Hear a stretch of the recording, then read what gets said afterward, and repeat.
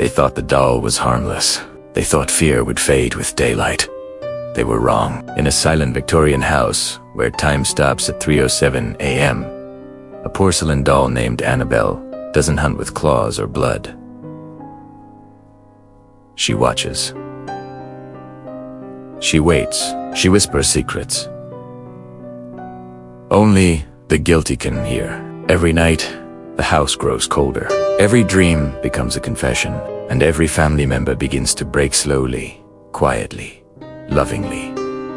Annabelle doesn't want their lives. She wants their peace. And once she takes it, she never gives it back. Would you survive a house that knows your sins, or would you beg it to make the fear stop? The Harris family arrived in Connecticut on a gray afternoon in early autumn, when the sky seemed permanently trapped between light and shadow. The road leading to their new home was narrow and quiet, bordered by tall, leafless trees whose branches stretched toward the sky like skeletal fingers. No other houses stood nearby.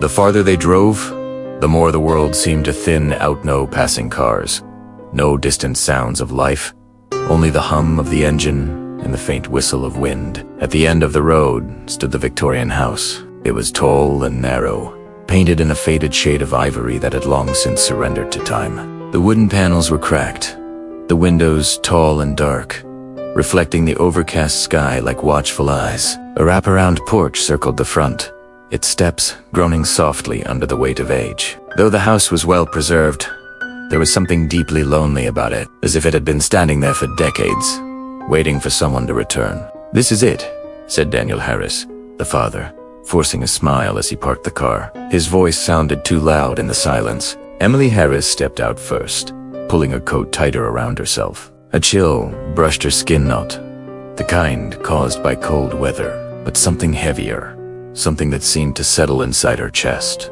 She looked up at the house and felt a strange hesitation, as if an invisible line had been drawn between the porch and the yard. "It feels quiet," she said. Daniel laughed softly. "That's the point. Peaceful. No neighbors, no noise. A fresh start." Behind them, their young child, Lily, clutched a stuffed rabbit and stared at the house without speaking. Her eyes lingered on the second-floor windows. For a brief moment, she thought she saw movement, just a flicker, like a curtain shifting, but when she blinked, there was nothing. The front door opened with a long, low creak, as though the house were exhaling after holding its breath. Inside, the air smelled of dust, old wood, and something faintly metallic. Sunlight filtered through lace curtains, casting pale patterns across the wooden floor. Despite its age, the house was fully furnished. Antique cabinets lined the walls. Portraits of unknown people hung crookedly in the hallway, their painted eyes dull and unreadable. A grandfather clock stood silently in the living room, its pendulum frozen mid. Emily brushed her fingers along the banister as they climbed the stairs. The wood felt colder than it should have been. "Strange," she murmured. "The realtor said no one's lived here for years, but it doesn't feel abandoned." Daniel shrugged. "Old houses always feel like this." Lily lagged behind, her small footsteps echoing softly. She paused halfway up the stairs and looked back toward the front door. For a second, she thought she heard something like a faint tapping, almost like tiny footsteps, but the sound vanished as quickly as it came. They spent the afternoon unpacking. Boxers filled with clothes, books, and photographs slowly transformed the empty rooms into something that resembled a home. Yet no matter how much they unpacked, the house never truly felt warm. The silence pressed in, thick and watchful. As evening approached, shadows stretched unnaturally long across the walls. The light bulbs flickered once.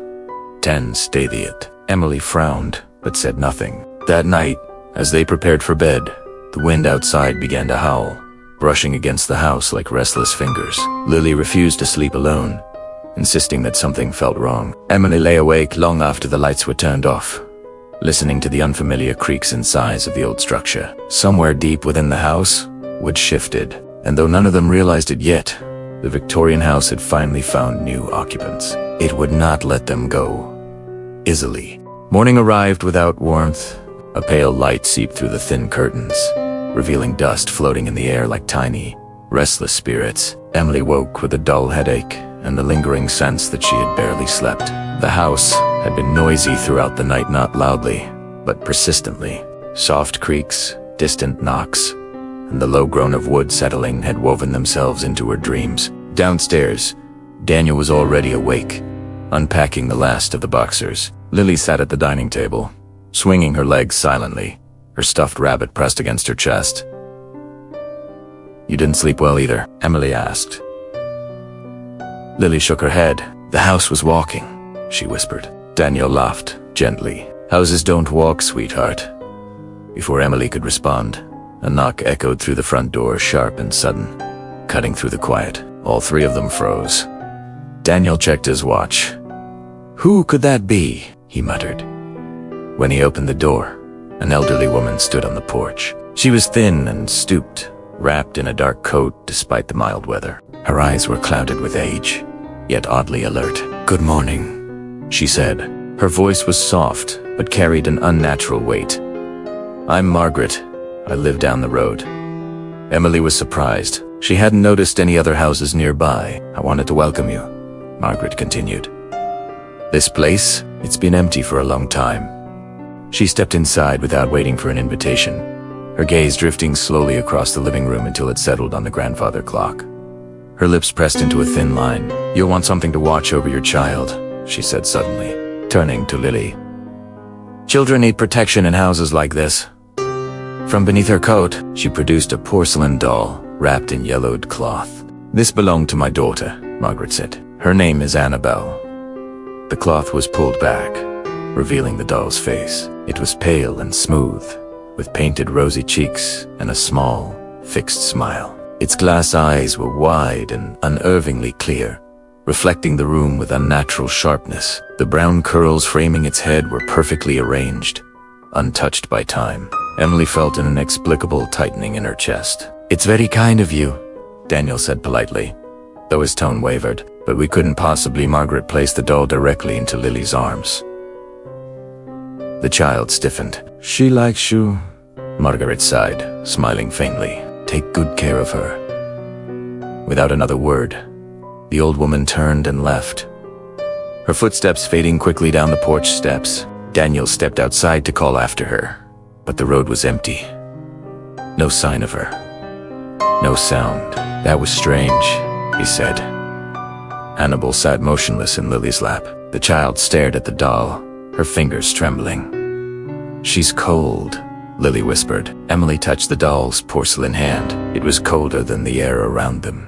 They placed Annabelle on a shelf in the living room, assuming the discomfort would fade with time. But throughout the day, Emily felt drawn back to that room. Every time she passed by, she had the unsettling sensation of being watched. Once, she could have sworn Annabelle's head was tilted slightly to the left, something she didn't remember from before. That evening,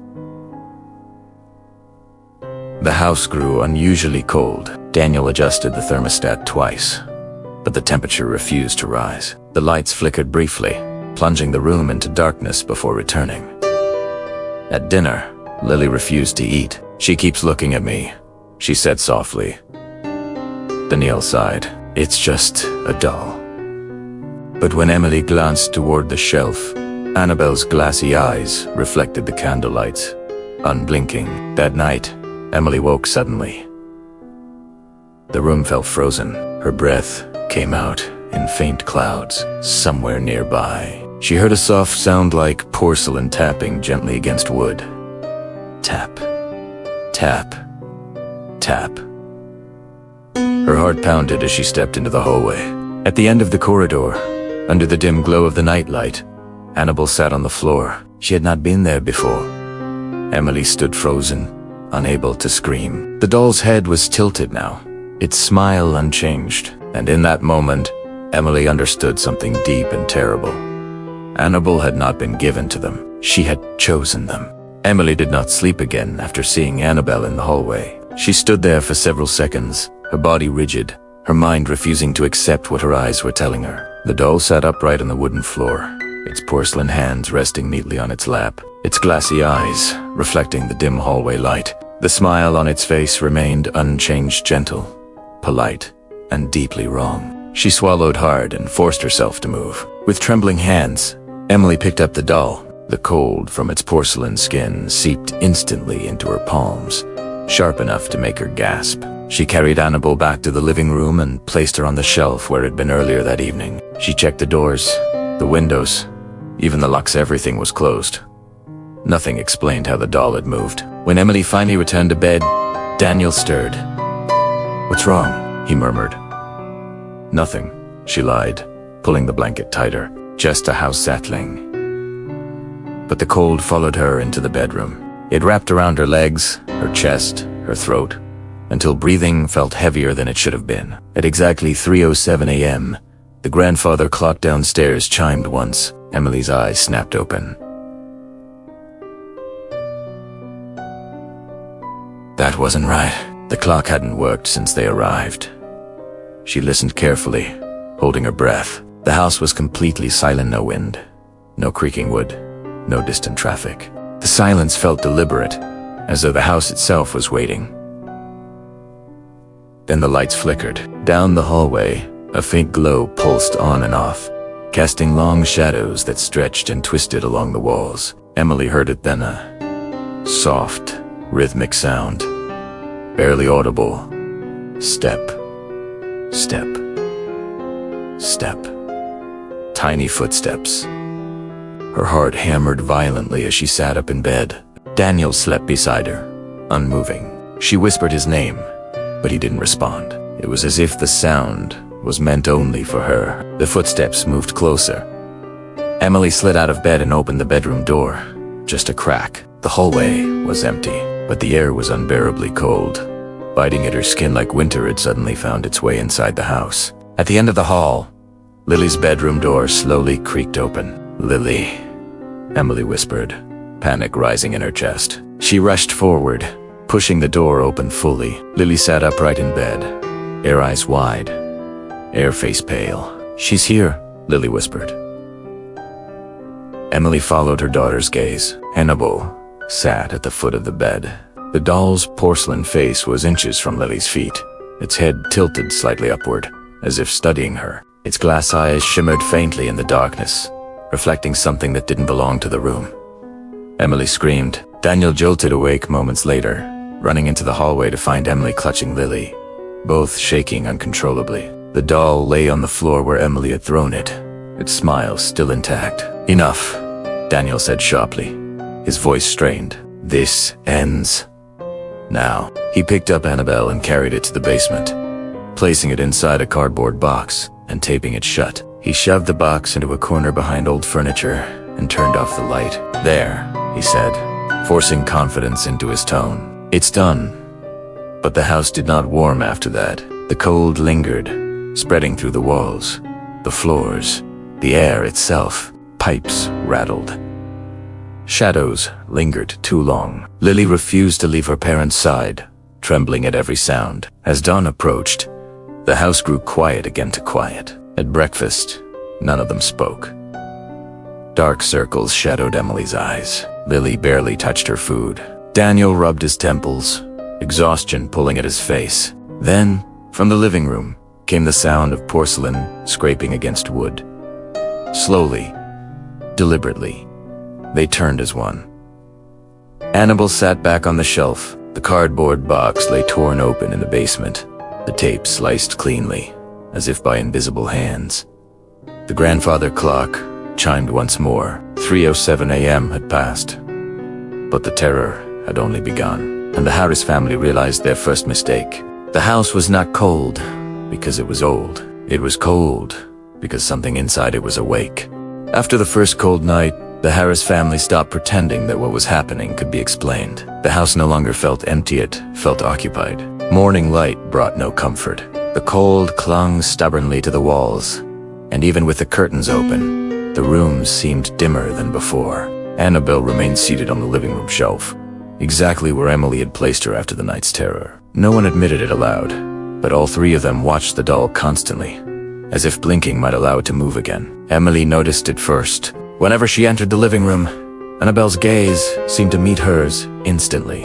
Not in a way that could be proven. Its eyes were fixed, unmoving, but the sensation was undeniable. A pressure behind the eyes, a tightening in the chest, The feeling of being examined. She tested it once, deliberately. Emily walked past the shelf without looking at the doll. She moved slowly, her heart pounding, then stopped and turned around suddenly. Annabelle was facing her. Emily's breath caught. She stood frozen, staring at the doll's porcelain face. The head was tilted slightly now, the smile unchanged, but the angle was different than before. She was sure of it. She backed away without turning her back, her skin prickling as if exposed.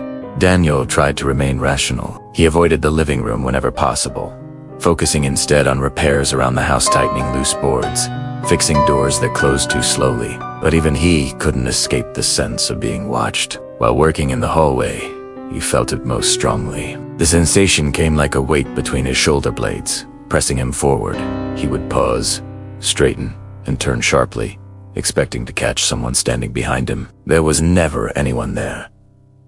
Only Annabelle, visible at the far end of the hall, her glass eyes reflecting the dim light. Daniel began to notice something else. No matter where he stood, the doll always seemed to be angled toward him. If he moved left, her face appeared to follow. If he crossed the room, her eyes caught the light in a way that suggested awareness. "That's impossible," he muttered one afternoon, his voice echoing hollowly. But impossibility had lost its meaning in that house. Lily refused to enter the living room at all. She stayed close to Emily, clutching her stuffed rabbit until it seemed strained. When Emily asked her what was wrong, Lily only shook her head, her lips trembling.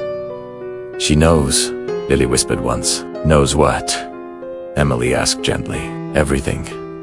That night, the lights flickered again. The house plunged into darkness for several seconds before the power returned. In that brief moment, Emily heard breathing that did not belong to her or her family's low patient. Close. When the lights came back on, Annabelle was no longer on the shelf. Emily screamed for Daniel. They searched the house together, every room, every corner. The doll was nowhere to be found. The absence felt worse than its presence. The house seemed to hold its breath, as though amused by their panic. Then Lily pointed silently toward the staircase. Annabelle sat halfway down the steps. Its porcelain hands rested neatly on its lap. Its head was lifted just enough to face them. The doll appeared perfectly balanced, as if placed with care. Daniel felt his anger rise, sharp and desperate. "No," he said aloud, "you're not staying." He grabbed the doll and shoved it into a closet beneath the stairs, slamming the door shut and wedging a chair beneath the handle. The impact echoed through the house like a warning. That night, none of them slept. Emily lay awake, staring at the ceiling, counting her breaths. She felt eyes on her constantly, even with the bedroom door locked. Several times, she was certain she heard the soft scrape of porcelain against wood from inside the walls. At exactly 3:07 a.m., the house fell completely silent. No wind, no creaks, no breathing. Then Lily whimpered. Emily rushed to her daughter's room. Annabelle stood in the corner, not sitting, standing, its feet pressed flat against the floor, its head tilted at an unnatural angle, its glassy eyes locked onto Lily's trembling form. The closet door downstairs was open. The chair lay on its side. Daniel arrived seconds later, his face drained of color. None of them touched the doll this time. They backed away slowly, fear rooting them to the floor, because in that moment, they all understood the same terrifying truth. Annabelle was no longer being moved. Annabelle was moving herself, and she was watching. Always watching. Daniel Harris had always believed fear was a weakness of the mind. You confronted problems, you fixed what could be fixed, and if something couldn't be explained, you ignored it until it lost its power. That belief had carried him through difficult years, financial struggles, sleepless nights, quiet regrets he never spoke aloud. But Annabelle did not care what he believed. The first time it happened, Daniel thought he was dreaming. He woke suddenly in the dark, gasping for air. His chest felt impossibly heavy, as if a concrete slab had been placed directly over his ribs. He tried to inhale, but his lungs refused to expand. Panic surged through him, sharp and blinding. He attempted to move his arms. They wouldn't respond. The room was cold and naturally so. His breath fogged faintly in front of his face. He could hear Emily beside him, breathing steadily, unaware. He wanted to call her name, to shout, to do anything. Instead, only a thin, strangled sound escaped his throat. Then he felt it. A presence. It wasn't a shape or a shadow. It was weight pressure. A sensation of being observed with intense, deliberate focus. The feeling settled over him slowly, methodically, like something lowering itself onto his chest. His heart pounded violently. And then, from somewhere deep within the house, the grandfather clock chimed. Once, Daniel's eyes darted to the bedside clock. 3:07 a.m.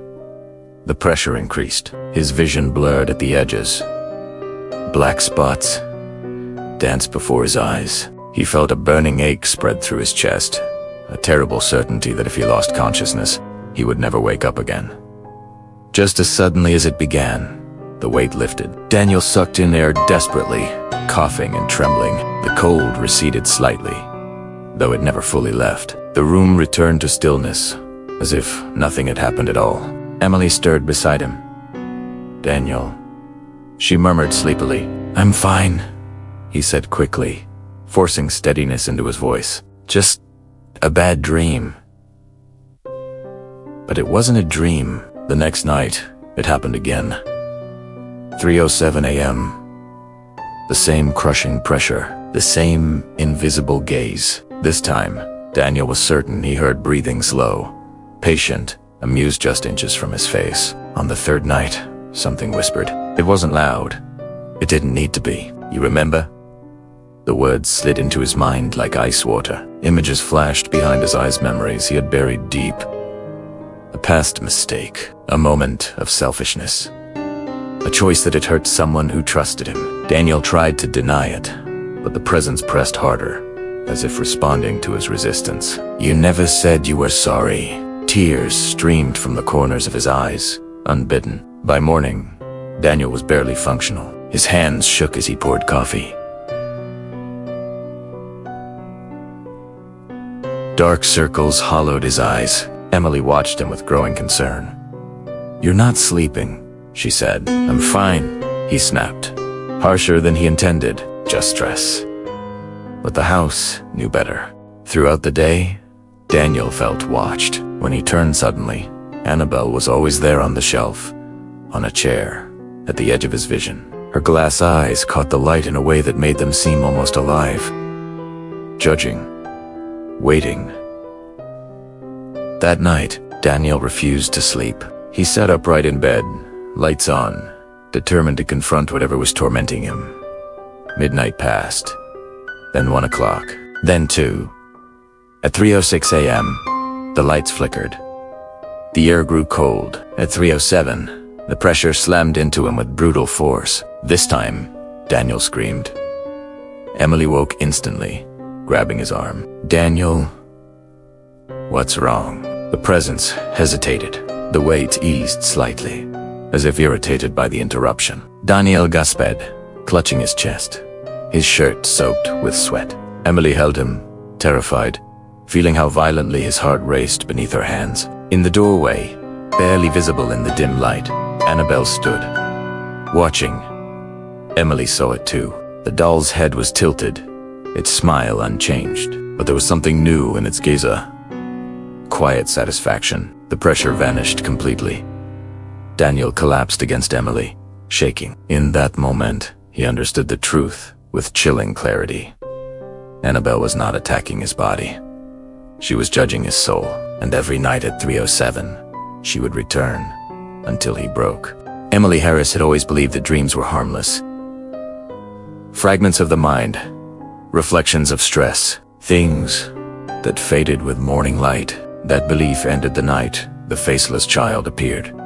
It began subtly. Emily dreamed she was standing at the top of the staircase, looking down into darkness. The house was silent, frozen in time. No ticking clock, no wind, no sound of breathing. She called out Daniel's name, then Lily's.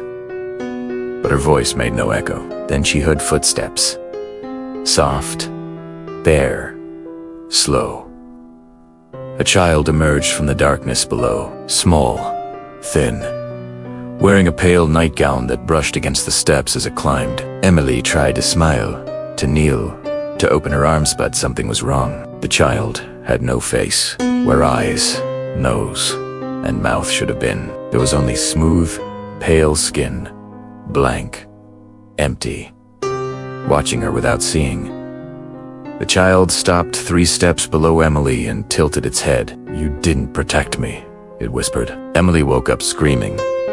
Daniel shook her awake, panic flooding his face. Lily cried from her bedroom, frightened by the sound. "It was just a nightmare," Daniel said, though his voice lacked conviction. But the dream returned the next night, and the next. Always the same staircase, always the same faceless child. Each time, the whisper changed. You knew. You stayed silent. You let it happen.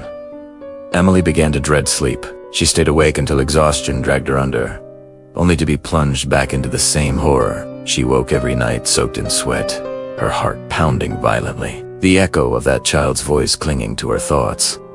By the 4th night, the dream changed. This time, Emily stood in Lily's bedroom. The faceless child sat on the bed, stroking Lily's hair gently. Annabelle stood beside it, taller now, her porcelain fingers resting protectively on the child's shoulder. "You failed her too," the child whispered. Emily screamed herself awake again.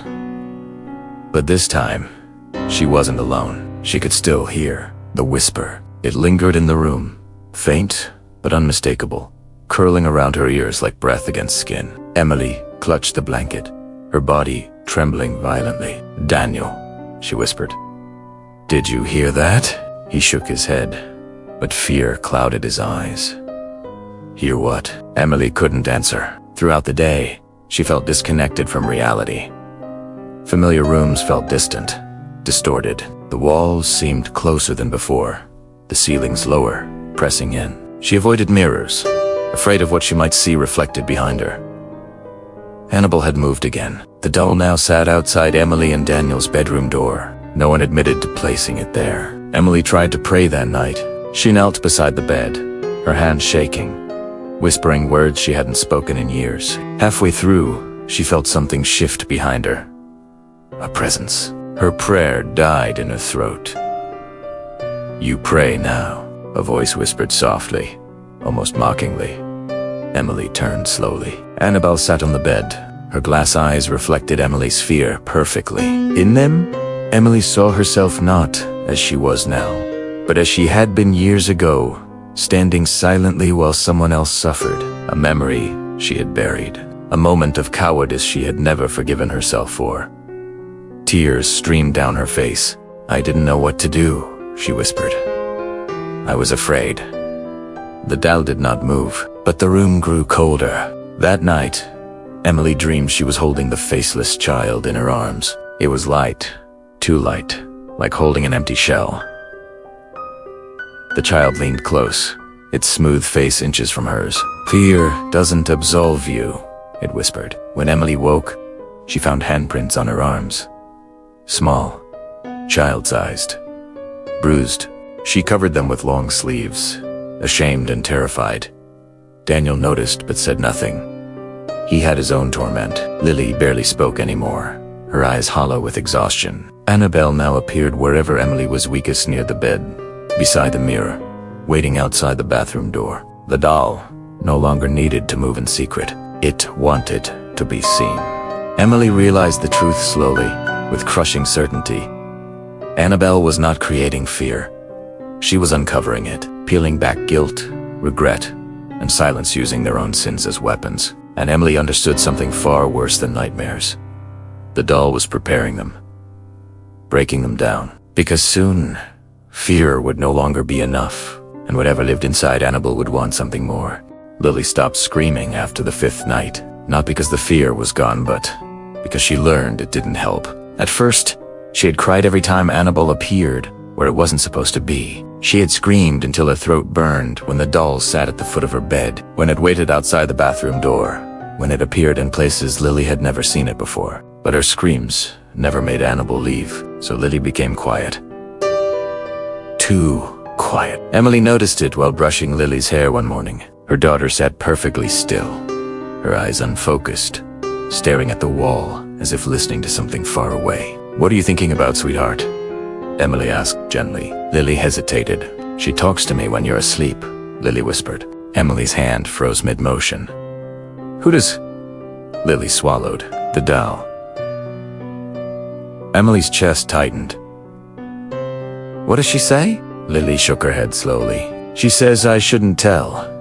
That night, Lily lay awake long after her parents thought she was sleeping. The house was quiet, but she could feel it the way the air changed when Annabelle was near. The cold crept in first, slipping under the blankets, wrapping around her ankles. Then came the sound. Tap, tap, tap, tap,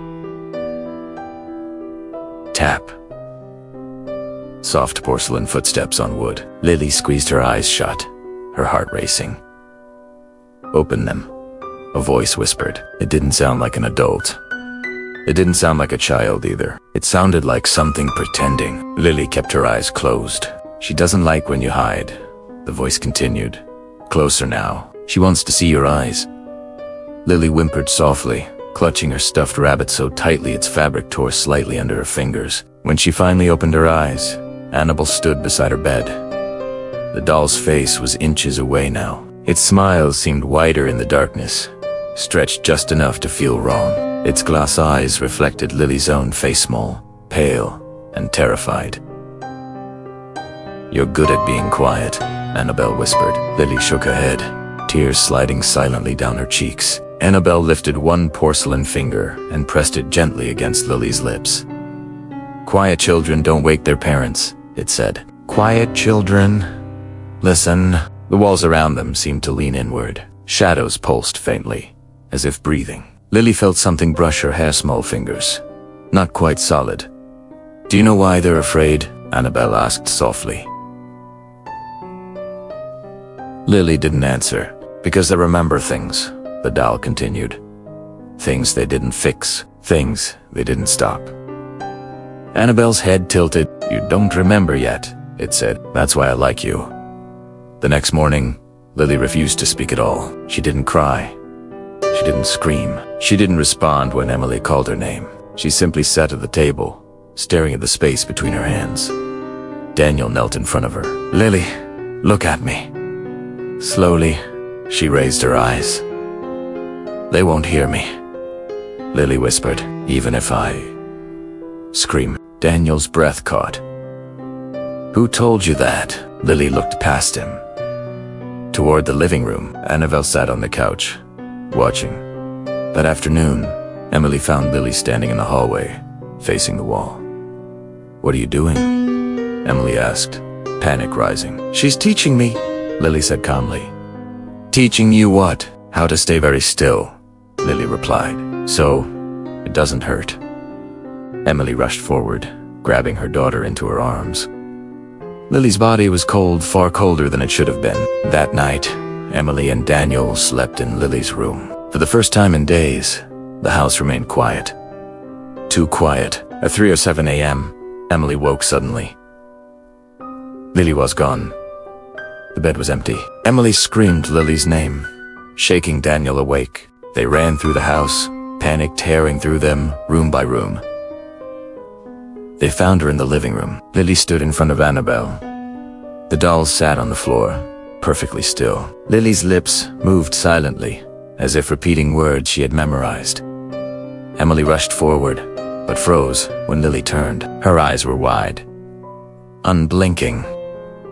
"She says you'll break soon," Lily whispered, "and when you do, I won't be scared anymore." Annabelle's smile reflected in Lily's eyes, and in that moment, Emily understood something far more terrifying than screams. Annabelle was not haunting Lily. She was training her, teaching her how to survive fear by becoming part of it. The whispers began as soon as Lily returned to her bed. Not loud, not clear, just enough to be noticed. Emily heard them first while washing dishes late in the afternoon. The faucet ran steadily, masking most sounds. Yet something slipped through her name, spoken softly, almost tenderly. "Emily." She froze, her hands submerged in soapy water. She turned off the faucet. The house was silent. "Daniel," she called. No answer. She shook it off, convincing herself it had been exhaustion, stress, the echo of her own thoughts. But when she resumed washing, the voice returned closer this time, coming from inside the wall beside the sink. You should have stopped it. Emily stumbled backward, her heart slamming against her ribs. She pressed her ear against the wall, trembling. Nothing, but the cold lingered, seeping through the plaster. That evening, Daniel heard his own name while fixing a loose floorboard in the hallway. Daniel. The voice sounded like his father. He nearly dropped the hammer. His father had been dead for 12 years. Daniel stood slowly, every muscle tense. "This isn't real," he muttered. "This isn't happening." "You always say that," the voice replied from beneath the floor. Daniel backed away, breathing hard. Sweat dampened his collar, despite the cold. By nightfall, the whispers had multiplied. They came from behind the walls, beneath the floors, above the ceiling, soft, overlapping murmurs that rose and fell like distant chanting. None of them shouted. They didn't need to. They were patient, persistent. They knew exactly what to say. Emily heard accusations. Daniel heard judgment. And Lily heard instructions. Emily lay in bed, staring at the ceiling as the walls murmured around her. You watched. You stayed silent. You chose yourself. She pressed her hands over her ears, but the whispers slid beneath her palms, vibrating through bone and thought. Across the room, Daniel sat upright, his jaw clenched. "They're trying to make us turn on each other," he said sharply. "You hear that, right?" Emily nodded, tears spilling silently down her temples. From Lily's room came soft murmuring, not whispers, but responses. Emily sat up. Daniel, Lily's talking. They rushed down the hallway. Lily sat cross-legged on her bed, staring at the wall beside her dresser. Her lips moved slowly, carefully. "Yes," Lily whispered. "I understand." Emily grabbed her shoulders gently. "Lily, who are you talking to?" Lily turned her head. "The house," she said. Daniel stepped back instinctively. The whispers grew louder after midnight. Not louder in volume, but closer. They pressed against the walls until the plaster vibrated faintly. Hairline cracks appeared near the ceiling corners, spreading slowly like veins. At exactly 3:07 a.m., the grandfather clock chimed once. The whispers stopped. The silence that followed was unbearable. Then, one voice spoke clearly. "From everywhere, you cannot hide from what you are."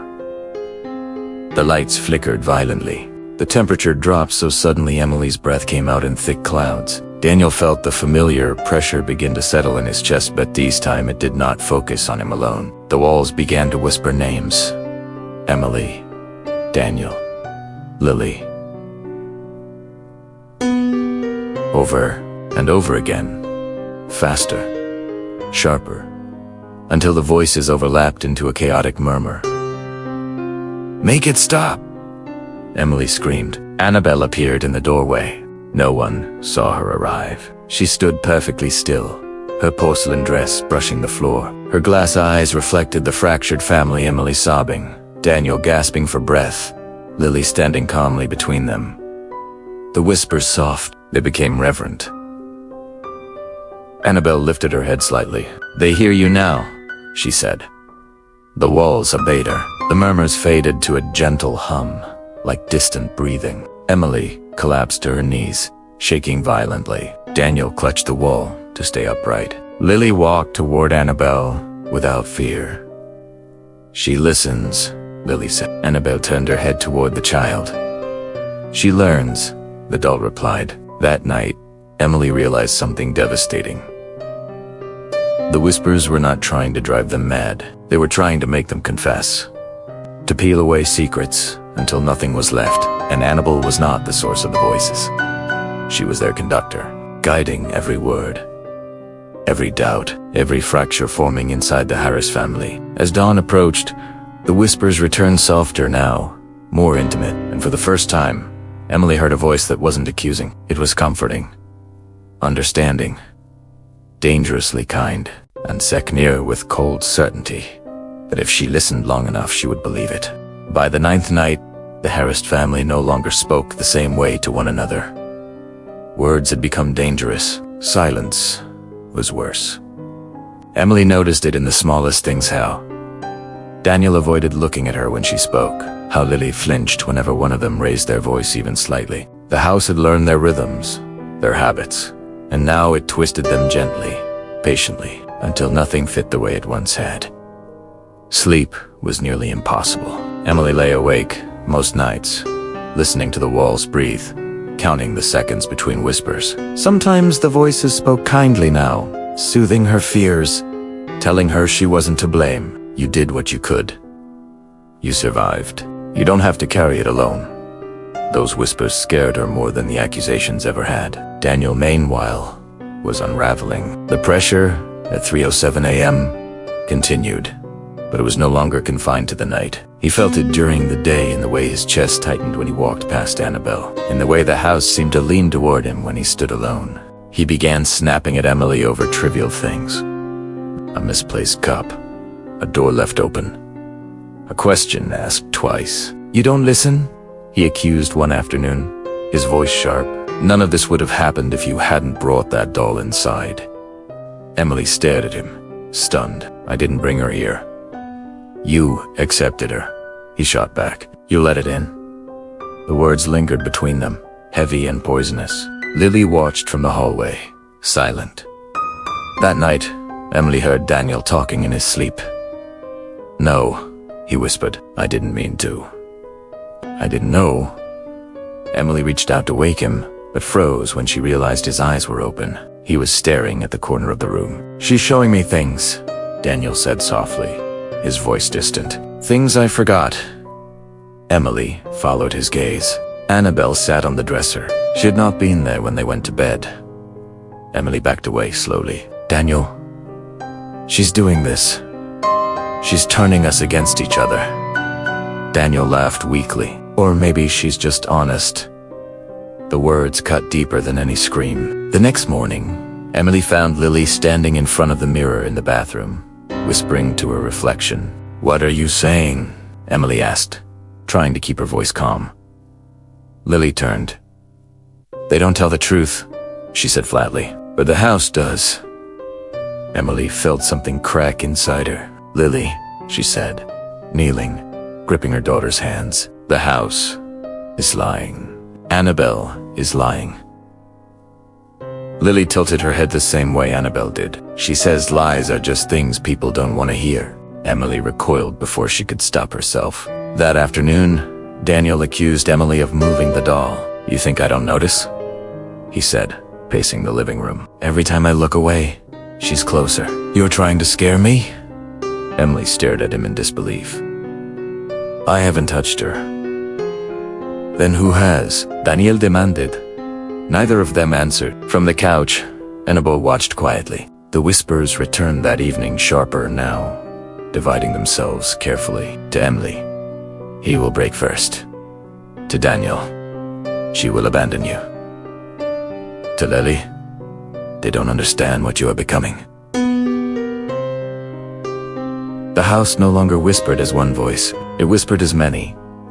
That night, Emily woke to shouting. Daniel stood in the hallway, gripping a hammer, his eyes wild. She's moving, he said hoarsely. She's watching us. I'm ending this. Emily rushed forward, grabbing his arm. Daniel, stop. This is what it wants. He shoved her away. You don't get to tell me what's real anymore. Lily appeared behind them, calm and pale. She doesn't like loud voices, Lily said. The lights flickered violently. The hammer slipped from Daniel's hand, clattering to the floor. He collapsed against the wall, sobbing. Annabelle sat at the top of the stairs, satisfied. Emily gathered Lily into her arms, shaking. Daniel slid down to the floor, his face buried in his hands. In that moment, Emily understood the final, horrifying truth.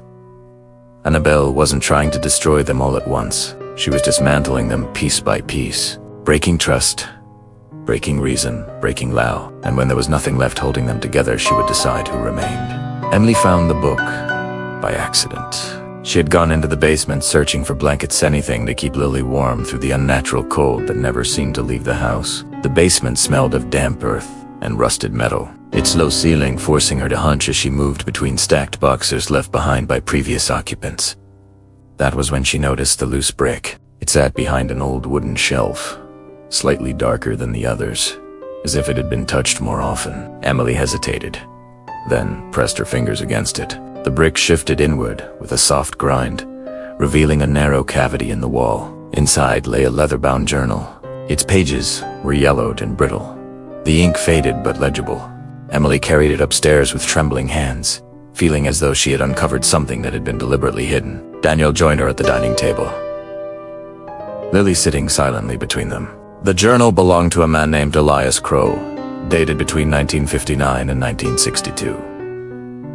He lived here, Daniel murmured, before the house was abandoned. As Emily read aloud, the truth began to unfold. Elias Crow had been a spiritualist, a man obsessed with communion beyond death. According to his writings, the house had been chosen deliberately, built atop land once used for Puritan executions. He believed suffering left an imprint, a residue that could be shaped and controlled. And Annabelle was never meant to be a doll. She was a vessel. Elias wrote of a ritual involving a terminally ill Chalda girl who had been promised comfort, protection, and eternity. Her fear, confusion, and pain were bound into the porcelain form during a midnight ceremony. She was not meant to die, Emily read, her voice shaking. She was meant to remain. The ritual failed. The child's body died, but something else remained behind, something incomplete, starving, and aware. Annabelle, she feeds on fear, Daniel said quietly, understanding dawning in his eyes. Not blood, not death. The journal confirmed it. Annabelle could not kill. She could only prepare. She weakened minds, exposed guilt, isolated souls. She pushed families to the brink, not to destroy them, but to choose it. Elias believed that when a family fully broke, when love collapsed into betrayal and silence, Annabelle would be able to claim one of them as a permanent anchor. A replacement. A soul strong enough or broken enough to remain conscious inside the vessel. Emily's gaze drifted slowly to Lily. No, she whispered. Daniel followed her stare, horror washing over his face. She's targeting Lily. But Lily shook her head calmly. She says I'm only learning, Lily replied. You're the one she wants. The journal's final entries were frantic, written in uneven strokes. Elias had tried to destroy Annabelle. Fire felt burial, filed. The doll always returned closer than before. In his last entry, Elias wrote that the only way to stop her was separation. Not from the house, from each other. She needs families, Emily said softly. She needs connection to break. At exactly 3:07 p.m. not A.M., the house groaned violently. The walls shuddered. Dust rained from the ceiling. The journal slammed shut on its own. From the living room came the soft scrape of porcelain against wood. They entered together. Annabelle sat in the center of the room. Between her hands lay torn pages from the journal. You shouldn't read things meant to stay buried, Annabelle said gently. Her voice no longer pretended. It was calm, adult, patient. Daniel stepped forward, shaking. What do you want? Annabelle tilted her head. To be whole, she replied. To stay awake? Emily felt the weight of the truth pressed down on her chest. You're using us, she said, breaking us so one of us will replace you. Annabelle smiled faintly. Not replace, she corrected. Join? The whispers filled the room again, soft and now encouraging, persuasive. You are tired. You want peace. You deserve rest. Lily stepped closer to the doll. Emily lunged forward, pulling her back. No, Annabelle's eyes darkened not with anger, but disappointment. The night is coming, Deid al-Said, and when it does, one of you will beg me to take the pain away. The lights went out. When they came back on, Annabelle was gone. But the journal remained open to its final page. A single sentence had been written in fresh ink. She chooses at the moment love fails. Emily closed the book, her hands shaking, because now they knew the truth. And knowledge did not make them safer. It only meant the end was approaching. The decision to leave was not discussed. It was understood.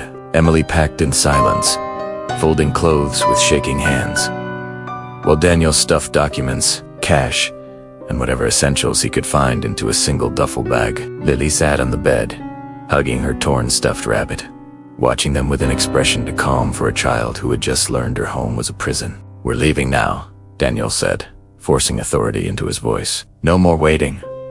The house felt different the moment the decision was made. The air thickened, heavy and resistant, as if every movement required effort. The whispers returned, not accusing this time, but coaxing. "You can rest. There is no need to go. You belong here." Emily ignored them, zipping the last bag shut. Her hands were numb. They moved quickly down the stairs. Annabelle sat on the living room couch. She hadn't been there a moment before. Emily froze. Daniel stepped in front of her instinctively. "We're leaving," he said, his voice tight. "You can't stop us." Annabelle's glass eyes reflected the packed bags, the coats, the fear. "I don't have to," she replied softly. The front door stood open. Cold night air rushed in, sharp and promising. Emily grabbed Lily's hand, and they ran. The car waited in the driveway, dust-covered but intact. Daniel shoved Lily into the back seat, tossed the bags inside, and slid behind the wheel. Emily slammed the passenger door shut. "Go," she whispered. Daniel turned the key. The engine clicked. Once, twice, nothing. Daniel tried again, harder this time. The dashboard lights flickered weakly, then died. "No," he muttered. "No, no, no." The whispers rose around them, seeping through the glass, vibrating inside the car. "You cannot leave what knows you." Daniel slammed his fist against the steering wheel. "We'll walk," Emily said suddenly. "We'll go to the road." They abandoned the car and ran into the darkness. The road stretched ahead, narrow and pale under the moonlight. Trees loomed on either side, their branches tangled overhead like grasping arms. Emily's lungs burned as they ran, Lily struggling to keep up. They ran for what felt like minutes, then longer. Emily slowed, confusion creeping in. "Daniel," she whispered, "something's wrong." The road curved gently ahead, and there it was, the Victorian house. Behind them, Daniel turned slowly, horror hollowing his expression. "That's impossible." They ran again, faster this time, desperate, ignoring the pain tearing through their bodies. The house waited, always closer than it should have been, always watching. Exhausted and shaking, they collapsed on the front lawn. The porch light flicked on. Annabelle stood in the doorway. "You can try doors," she said kindly. "Or distance. Or fire." Her smile remained unchanged. "You will always return." Daniel snapped. He lunged forward, grabbing the doll with both hands. Emily screamed as he hurled Annabelle onto the stone path and lifted a heavy iron tool from beside the porch. "This ends now," he shouted. He brought it down with all his strength. The iron struck porcelain. A sharp crack echoed through the night. Daniel froze. Annabelle lay on the ground, unbroken. Not a single fracture marred her surface. Daniel staggered back, disbelief and terror crashing through him. The tool slipped from his hands. Annabelle sat up, slowly, gracefully. "You don't hurt what already hurts," she said. The house lights flared violently. Windows rattled. The whispers screamed, now not in anger, but in triumph. Lily began to cry, a sound raw and broken, tearing from her chest. Annabelle turned her head toward the child. "No," Emily whispered, pulling Lily close. "She's not yours." Annabelle regarded them thoughtfully. "Not yet," she replied. The front door swung open. The house breathed in. Emily realized then that escape wasn't about distance or strength. It was about separation. The journal had been clear. Families were Annabelle's. Kazand, her key, and as long as they clung to each other, the house would not let them go. They were not trapped because they stayed. They were trapped because they loved. Annabelle stepped back into the house. "You may try again," she said gently. "The night is patient." The door closed. The locks clicked. Emily held her family close, her heart pounding with a terrible understanding. Leaving the house was impossible. Surviving it would require something far worse. Night fell without warning. There was no sunset, no gradual fading of light. One moment the house was gray with evening. The next it was swallowed whole by darkness. The windows reflected nothing but black, as if the world outside had been erased. Emily felt it immediately. The house was no longer waiting. It was acting. The temperature dropped so suddenly that Lily cried out, clutching her arms. Daniel pulled blankets from the couch, wrapping them around her. But the cold cut through fabric and skin alike. The whispers returned, not scattered, not distant. They were organized, focused. They are tired. They cannot protect you. You are the only one who listens. Lily pressed her hands over her ears. "Make them stop," she begged. Emily looked around wildly. "What do you want from us?" she shouted into the darkness. The lights flickered on. Annabelle stood in the center of the living room, not sitting, standing. She seemed taller than before, subtly, disturbingly so. Her porcelain skin reflected the harsh light, flawless and cold. Shadows pooled unnaturally around her feet. "This is the longest night," Annabelle said calmly. "It always is." Daniel stepped forward, placing himself between the doll and his family. His voice shook, but he did not retreat. "You said you choose when love fails," he said. "Then you won't win. We won't let you." Annabelle tilted her head. "Love is not loud," she replied. "It breaks quietly." The house groaned. Walls warped inward. The ceiling cracked, spiderweb fractures spreading above them. Doors slammed open and shut, one after another, echoing like gunshots. From upstairs came the sound of running footsteps, kid-sized, frantic, overlapping. Emily's heart pounded violently. "There's no one up there." Annabelle smiled faintly. There were many. Suddenly, the room shifted. Emily found herself standing in Lily's bedroom, but not as it was now. It was smaller, older, different. A child cried somewhere nearby. Emily turned and saw herself, younger, frozen, standing in a doorway years ago, watching something terrible happen and doing nothing.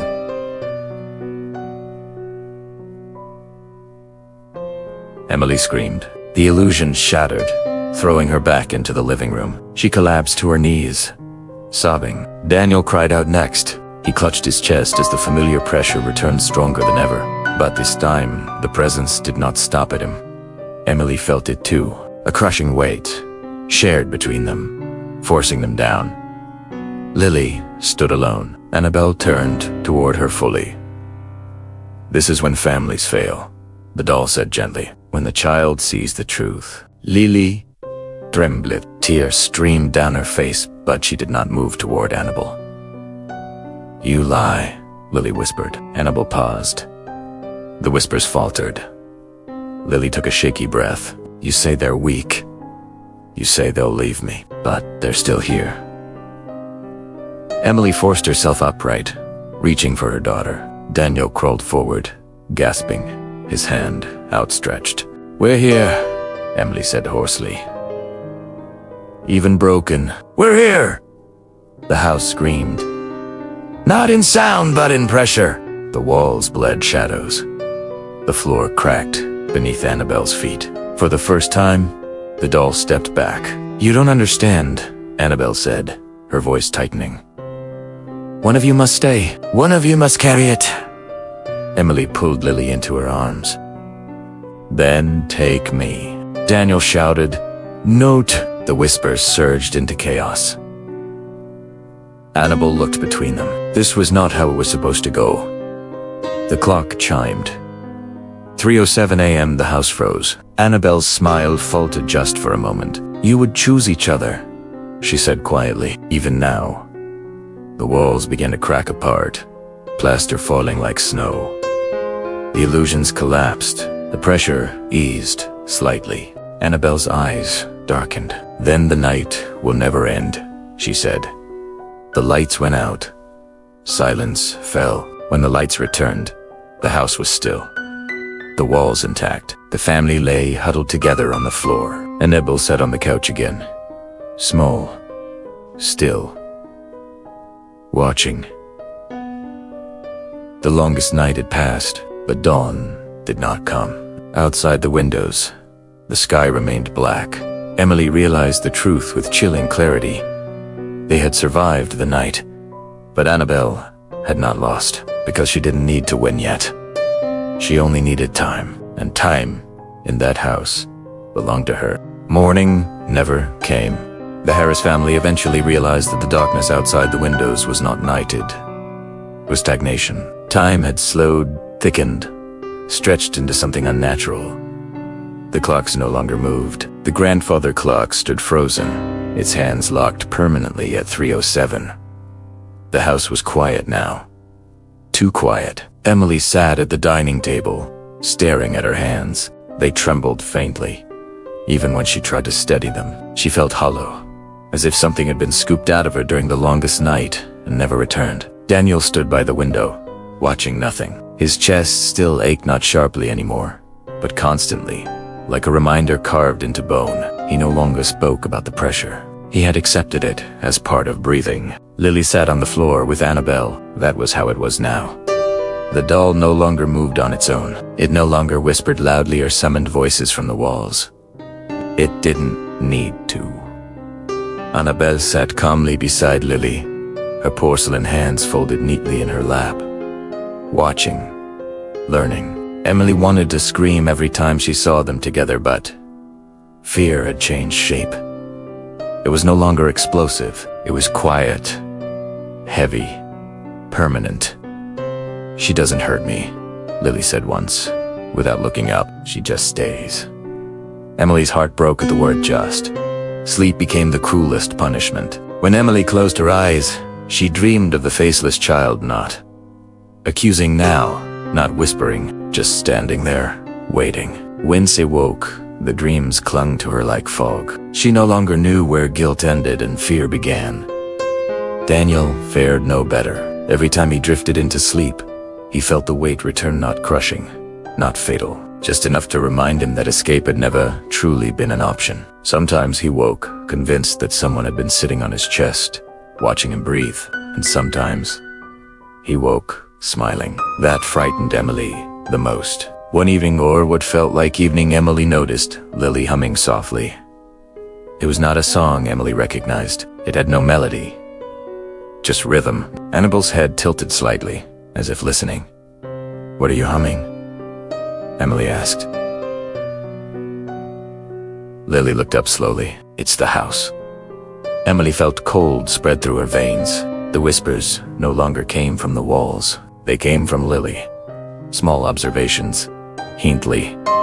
Truths. She says, "You won't leave." She says, "Daddy forgives himself now." She says, "I'll never be lonely again." Daniel flinched at the last one. That night, Emily woke suddenly. The house was colder than ever. She sat up and froze. Annabelle stood at the foot of the bed, not threatening, not moving, simply present. "You endured," the doll said softly. "Most families don't." Emily swallowed hard. "Is that what this is?" Annabelle considered the word. "You are still together," she said. "That is rare." "Then let us go," Emily begged. "Please." Annabelle's smile was faint, almost sad. "There's no outside anymore," she replied. Emily felt tears spill down her face. "What happens now?" Annabelle turned her head slightly, toward Lily's room. "We wait," she said. Years passed, or maybe days. Time no longer behaved the way it should. Lily grew taller. Her voice changed. Her eyes became calm in a way no child's eyes should be. Emily and Daniel aged too but unevenly. Some days they felt older than they looked. Other days, they felt like ghosts, drifting through rooms that remembered them better than they remembered themselves. Annabelle never changed. One night, Emily realized she could no longer remember the road that led to the house. She couldn't remember her own mother's face. She couldn't remember life. Before fear, she lay beside Daniel, listening to his breathing slow as sleep took him. "Daniel," she whispered. He didn't answer. She turned on and saw Annabelle sitting in the chair beside the bed. "The mind lets go," the doll said gently. "That is mercy." Emily closed her eyes. In the living room, Lily sat beside Annabelle, her posture mirroring the doll's perfectly. "Will they be quiet soon?" Lily asked. Annabelle nodded. Outside, the Victorian house stood alone, unchanged, patient.